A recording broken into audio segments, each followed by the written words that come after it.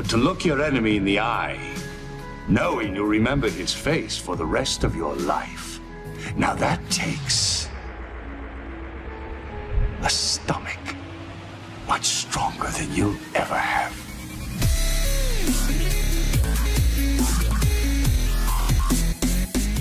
Hello ladies and gentlemen, and welcome to my first real episode of Modders on Modding. Those of you who are already subscribed to me, you may know that I have a playlist called Modders on Modding, and what I wanted to do for a while is I wanted to have the opportunity to talk to actual modders, and that's exactly what we're going to do today. I'm joined today by Admiral Thrawn, who is the creator of Medieval 2 Total War mod, Age of Petty Kings. Hello there. Hello. Hello. What we're going to do today is we're just going to have a little chat with you about modding, about why you mod, if you don't mind, sir. Of course. Sounds good to me. So let's just start off with the obvious question. What is it that started you modding? I think what it was I wanted to be a content creator. I've always been interested in making video games, but every time I tried to make a video game from scratch, I've always found myself getting stuck on the aspect of creating the basic framework for the game and not being able to do all the design stuff that I wanted to do. And so modding, I felt, gave me an avenue that I could actually do the interesting design aspects without getting caught up with all of the making the different pixels render in the right places. I see. So you already have kind of a fairly advanced knowledge of programming, etc., before you came into the modding scene. Yeah, definitely. I'm a computer science student right now, and also, I mean, I know programming pretty well. But I feel that even for advanced programmers and all, making a fleshed out game from scratch is really, really hard and really, really time consuming. And it's very, very hard to do anything interesting with that game once you've created it. Okay, so you felt that with the tools that you were given, using an existing engine, you could really make something special. Exactly, yeah. I love the Total War series beforehand, and I always wanted to make a strategy game like that. I wanted to be able to do that without being caught up on the minutia of getting all the little things working. And so I decided to just basically build a new game on top of that. I see. One thing that a lot of modders start out as is a one-man show. Did you start out as a one-man show, or did you already have a team in mind before you started the project? No, I started off as a one-man show, but I actually started off as a one-man show doing mods for Third Age Total War, the Lord of the Rings mod. I mean, yeah, the very first one that I made that I actually released was... It was a scripting mod that let Mordor gather its armies from its various allies and whatnot. So, I mean, things like that. I mean, like, you generally want to start out small, making like a little sort of add-on to a game, and then from there you can sort of build up and get more and more advanced. That's a good piece of advice, ladies and gentlemen. That's something I didn't do. My first ever modding experience is actually Star Trek Armada 3, so... Yeah, it was a very, very steep learning curve. So, ladies and gentlemen, it's a really good idea. If you are interested in modding, if you want to get into modding, start out small, look for the right people who can help you out, and you will blossom from there, trust me. And the trick is this, start out small on something that only requires a couple of skills that you need to learn, because having to learn a whole bunch of modding skills all at once is enough that makes anyone quit modding, so, yeah. It can be quite daunting, can't it? Yeah, totally. I started just, like, my first thing was just scripting, writing, and image editing, and that was it. And the writing I already sort of got from school, so, yeah. There we go. Now this kind of, what we talked about just now, it ties into the next question I wanted to ask you. And it's what inspired you to modify Medieval Total War 2 rather than any other game? I think that it's just because the modding community is already so vibrant there. I have poured an ungodly number of hours into Third Age Total War, as I mentioned, as well as Call of Warhammer and many others. I've always been a fan of Westeros as well. Before I modded this, I did a couple of other minor add-ons and tweaks to Westeros, like the Golden Company and whatnot.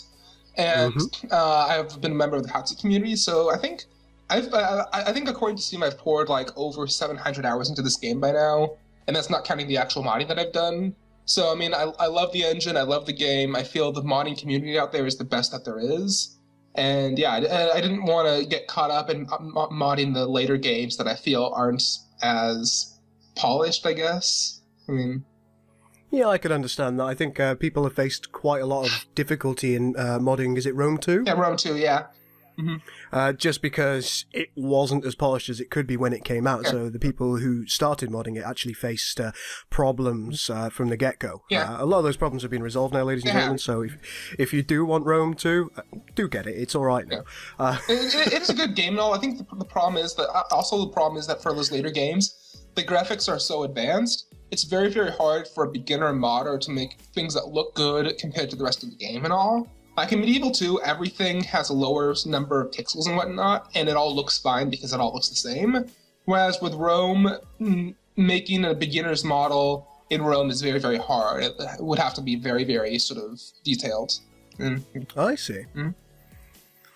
So, yeah. Well, what we've been talking about, what is it that made you choose the A Song of Ice and Fire universe? That's Game of Thrones to people who haven't read the books, ladies and gentlemen. Well, because I am a massive, massive nerd mostly. I mean, I'm a huge fan of Game of Thrones. I've read the books. I watched the show. I'm also a huge fan of the Game of Thrones lore in particular. I'm a big fan of like world building and fantasy realms and whatnot. And so I've worked on a couple of my own original sort of universes and whatnot, like just basically sort of in a similar style to Game of Thrones. But really, I'm a huge fan of the series. I'm a huge fan of the universe, and I felt like there was a lot of opportunity to be able to expand upon that. Also, the Westeros Total War mod that looks like it's going to be amazing.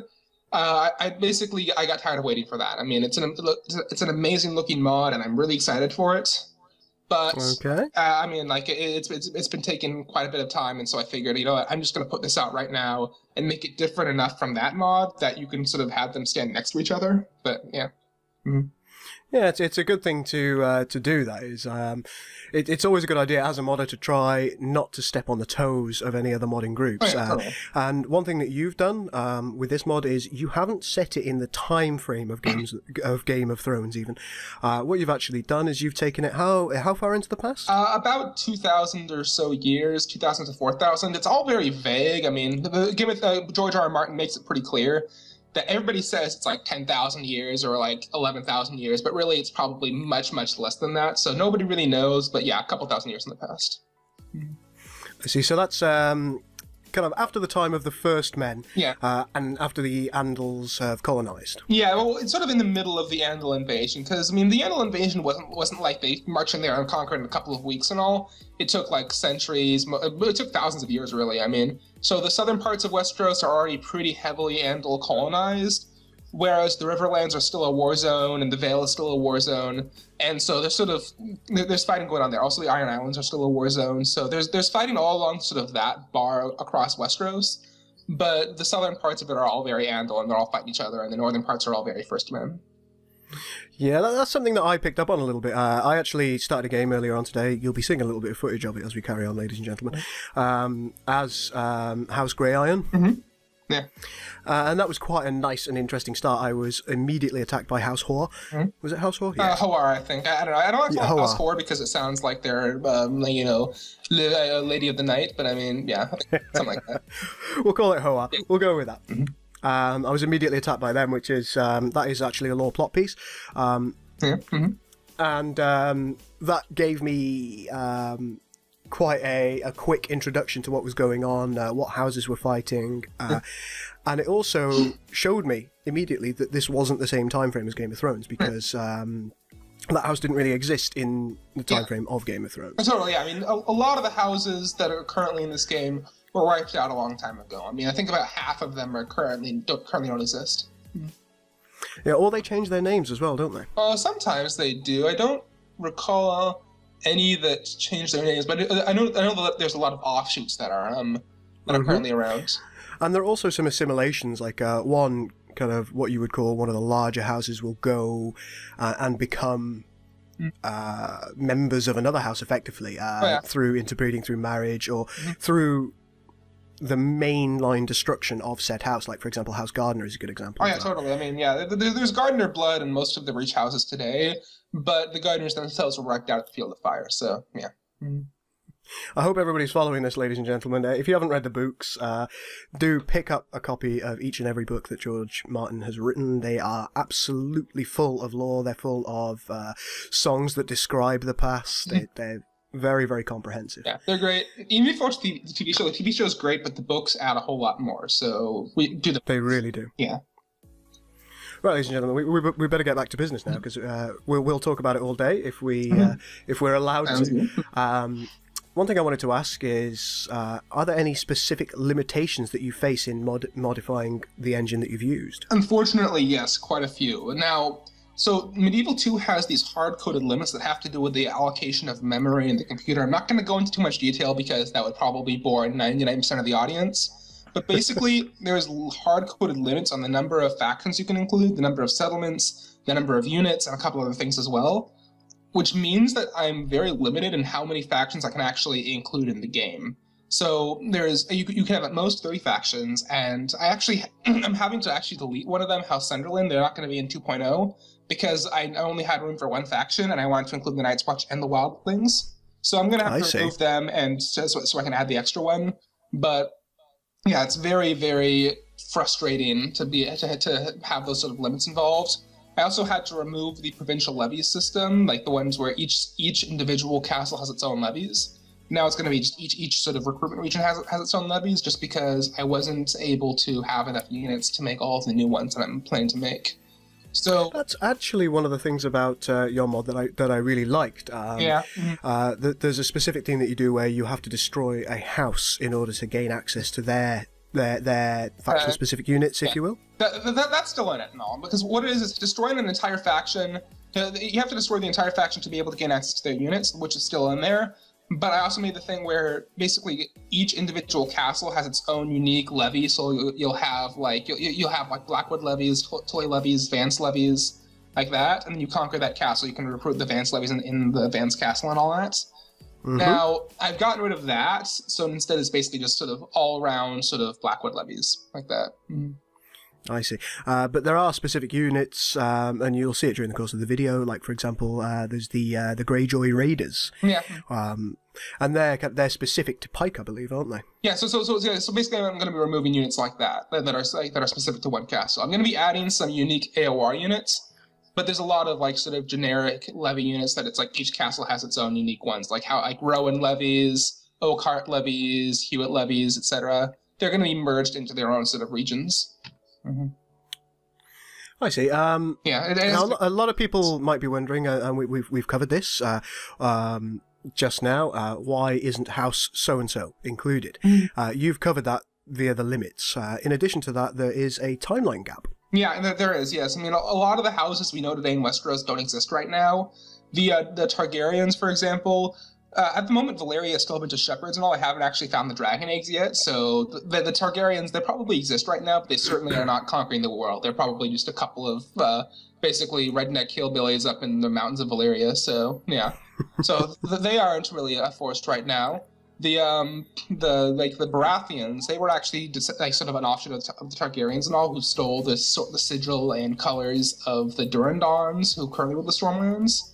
The Tullys were not a major force right now. I don't think that they were petty kings at any point and all. It was the Blackwoods and the Brackens that were fighting. That's right. They exist, but they're a minor house at the moment. So yeah, there's a lot of houses that haven't really made their debut yet. That's right, and there are kind of developments and offshoots as well. For example, the Karstarks. The Karstarks they're not either. Yeah. They're not around yet, but they do develop later on because they're actually an offshoot of House Stark. Yeah.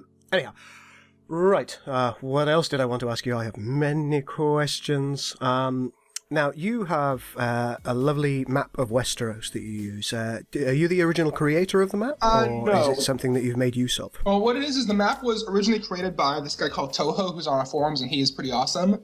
Then this guy called Stannis the Manus, he took it, he made some changes as well. And then I took it after that, and I made some more changes to it. So it's gone through a couple of hands by now. But yeah, Toho made the original base thing, and it looks great.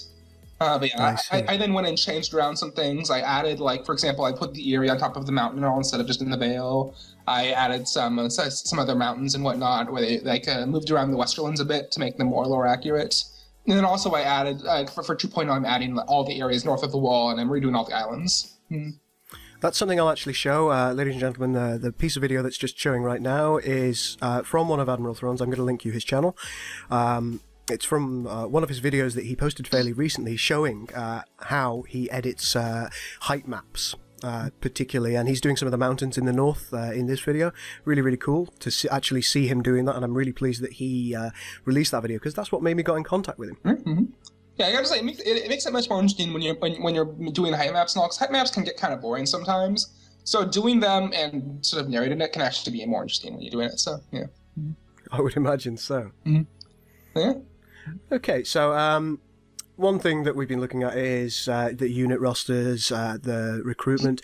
Do certain factions or certain houses have advantages over the others at the moment? Yes, they do. I tried to balance the rosters.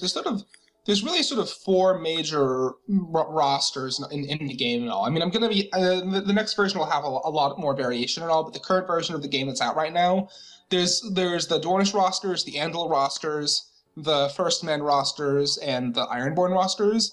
And I sort of tried to give each one their own advantage and all. So, for example, the Ironborn rosters, they have the best heavy infantry in Westeros, but they have almost no cavalry. The First Men have the best archers by far, and out of anybody in Westeros, but they have no sort of they have a very weak center pike line and all that. The Andals, meanwhile, have excellent pikemen who are very, very powerful. In fact, way too powerful, actually. I'm going to nerf them in 2.0. And they also have the best knights in the realm and all that, like the heavy cavalry. And then finally, Dorne has sort of a good sort of combination of everything except for a center line of heavy spearmen. And so instead, they have a lot of good medium cavalry, the only horse archers in Westeros, and a couple other advantages as well. So I tried to sort of give a hammer paper scissors kind of thing going on with the various rosters. I see.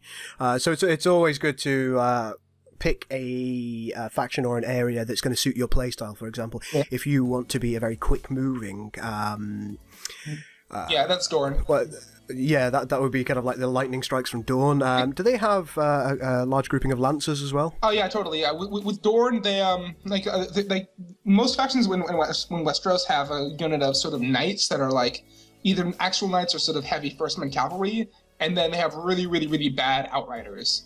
Now with Dorne, they have knights, but they also have really, really, really good things called lancers. And lancers are basically like really, really buffed outriders and all, who are also pretty cheap as well. So basically, they could have lots of medium cavalry in the field really easily. That's fantastic. I mean, I always like talking about Dorne because they actually, somehow they wound up as pretty much my favourite house in the Game of Thrones lore. Yeah. And I think part of that was because this takes place a little bit later than your mod, but they were pretty much the only unconquered faction. Yeah. Well, they were conquered briefly, but they were able to fight them off, so, yeah. They were, yes. And they came into the fold with the Valyrians eventually through marriage, didn't they? Yeah, they did. Yeah, it was, to go full-on nerd here, King Daeron II married the Martell Princess, and his sister Daenerys married the Martell King, and that sort of kicked off the whole Blackfire Rebellion, but that's a different story. So, that's not the Daenerys that you're thinking of. Yeah, different Daenerys. Yeah. Okay. One thing that I did notice when I started up the game for the first time is you don't currently have unique startup movies. No, is that something that you're going to want to do? Absolutely, yeah. I definitely plan to include that in 2.0. In 1.0, I wanted to have I made a cinematic preview for it that I posted on the channel and all that. You can find it on the Moddb as well. And I wasn't quite sure how to convert it to the format for Medieval 2 to work and all that. And since the mod, I had already scheduled the mod's release for like the next day, I was like, nah, it's not worth it to delay the mod just for that. But I definitely do plan to have unique startup movies in it, yeah. Now, one thing, and this is something that really also impressed me about you, is you feel very, very strongly and very, very passionate about this mod. That is evident just from talking to you. I had a chat with you the other day. You've actually given up your day job in order to mod this full time. Well, I will have given it up in like about a month's time and all that. I spoke to my manager, and he said, so we agreed I'll be leaving the company on October 2nd. And basically, he also made it clear that that's sort of closing the door and all that. So that's sort of the Rubicon is crossed. But yeah. So, so yeah. So the plan is I'm going to start school around then as well. But I've made my schedule so that I'll have about 30 to 40 hours a week to mod, and I'll continue doing that for as long as I'm able to with my savings and whatnot, and with the donations. So yeah. Yeah, and that's something that I wanted to tie in for everybody. I'm going to be putting a link on my page to Thrawn's donation site. He's actually taking donations in order to further develop the mod. It's not something that a great deal of modders do. but it's something well worth considering. When it comes to a mod of this scope, of this capacity, do think about donating. If you enjoy his work, help him out. Yeah. Mm-hmm. This is really, the donations themselves are basically so I can keep working on this full time and get it done much faster. I mean, pretty much everything is probably going to be done eventually, assuming I don't get bored of it. But basically, this means that I'll be able to work full time for several months and all that on nothing but this, and that'll make it get done a lot faster and a lot more content.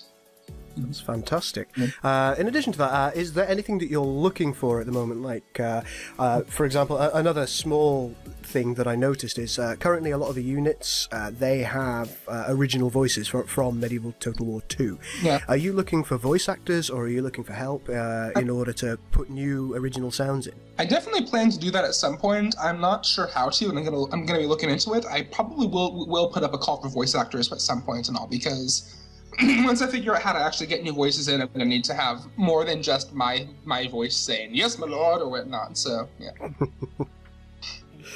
So, if you fancy yourself as a Stark, if you fancy yourself as a Grey Iron, in a couple of months' time, do give Admiral Thrawn a message over Moddb, I think is the easiest place to message you. Yeah, there you go. Like a thing, announcement, text or news or whatnot to say, I need some. That'll be fantastic. Is there anything else that you want to talk about with regards to the mod? I'd say I think the interesting thing right now is just the way that I chose the factions and balanced them and whatnot. Just like from the way that I set things up and all. Mm-hmm. I see. Now, this mod is fantastic. It's thoroughly enjoyable. You've seen a bit of it on screen today. I hope you've enjoyed what you've seen. I think I might well do a Let's Play on this. Not sure what faction I'm going to choose yet, ladies and gentlemen, but there we are. Another thing that's very, very interesting about this mod is, as you can see here on my screen, it only last week achieved Mod of the Week on PC Gamer magazine. This is the online edition, evidently, because I can't be waving a piece of paper at you, ladies and gentlemen, but here we are. This is a full news piece about Age of Petty Kings. Check it out, ladies and gentlemen.